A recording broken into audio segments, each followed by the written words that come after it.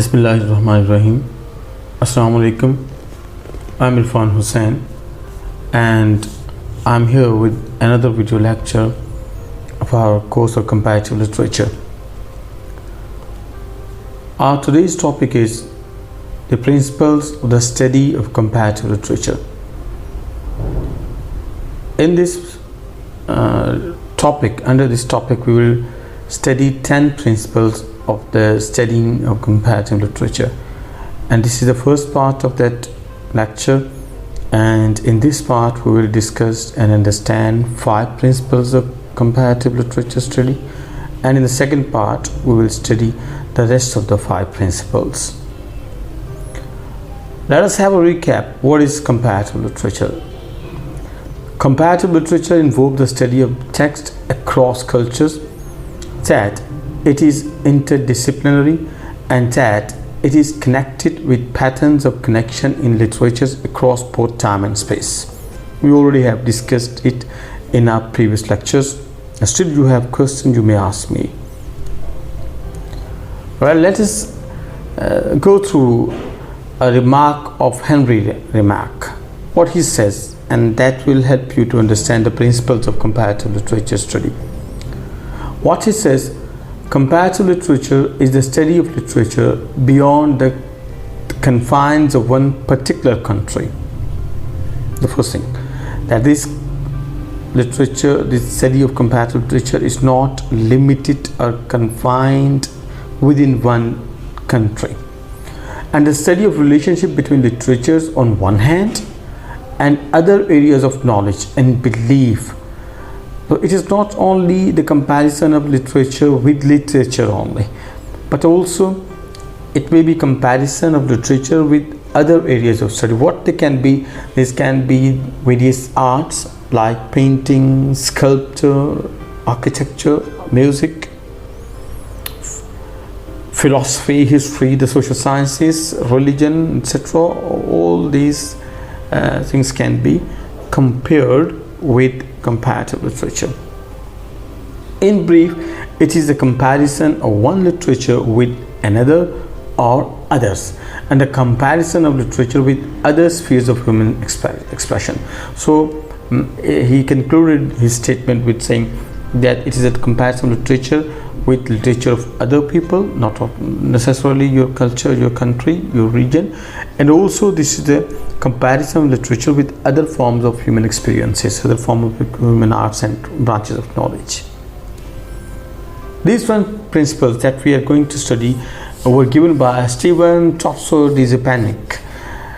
He presented these 10 principles in his famous book Comparative Literature Theory, Method and Application in 1998. This book is available and you can download it if you want.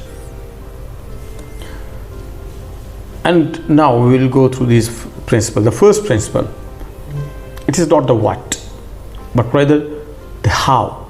That is of importance. It means that when you do comparative study, you will not focus on the question what, but you will focus on the question how.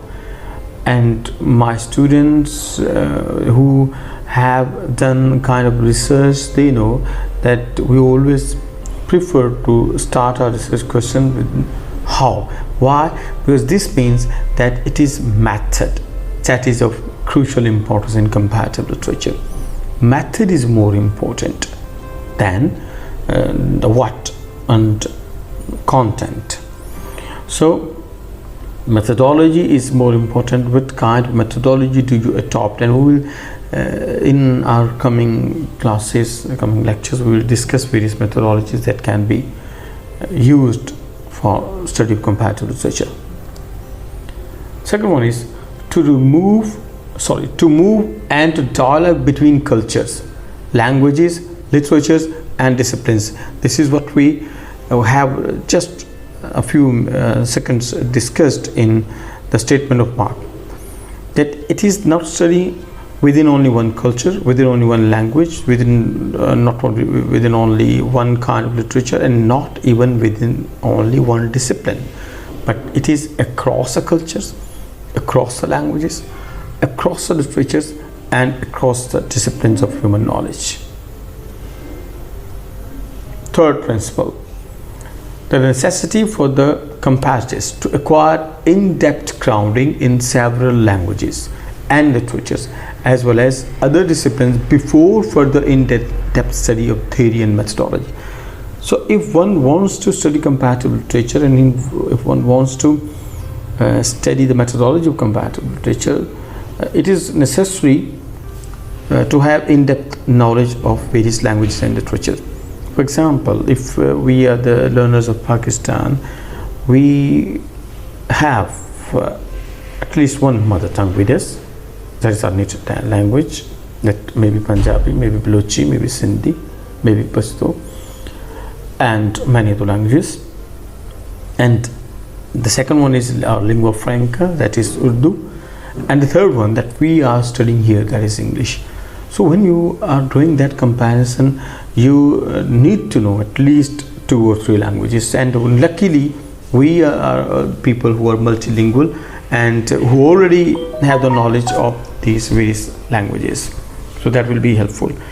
You often come across such kind of comparisons like this. You listen that Warisha is the Shakespeare of English. What is that? Sorry, Warisha is the Shakespeare of Punjabi. What is that? That is actually comparison of one writer, poet of literature of one language with the poet of literature of another language. It is very amazingly delightful when you do this kind of study and this kind of comparison. Number 4 principle, interest to study literature in relation to other forms of artistic expression, the visual arts, music, film, and in relation other disciplines in the humanities and social sciences like history, sociology, and psychology. So when you study literature, your interest is not limited within literature. We have already discussed these things in our previous slides. And you also have interest in visual arts, like painting, like movies, film, music, and also we have that this interest in history, sociology, and psychology. Like when we study English literature, we study the history of England, and if we study the American literature, we study the history of America. If you read some kind of knowledge that's written in historical context, for example, The Tale of Two Cities, you must study history of French Revolution, and also you study the social bonds, sociology, cultures of the target language that we have been learning, and sociology as well. The 5th principle is a parallel recognition and study of single languages and literatures in the context of the comparative conceptual approach and function, but so with a special focus on English. It means that when you are studying literature of single language, along with that single language literature, you need to focus on English language as well. Why to focus on English language? The writer asserts that it is not that he wants to promote Eurocentric or American-centric approach, but as English has become lingua franca of the world, everywhere in the world English is used as a common language among the nations. So English should be learned, and the comparatist should have a focus on English language so that he can move between the cultures, between the languages, between the literatures with the help of the platform of English language. So this is all for today. If you have any question, any query, you may ask me, and hope to see you in the next video soon. Till then, Allah Hafiz. Thank you very much.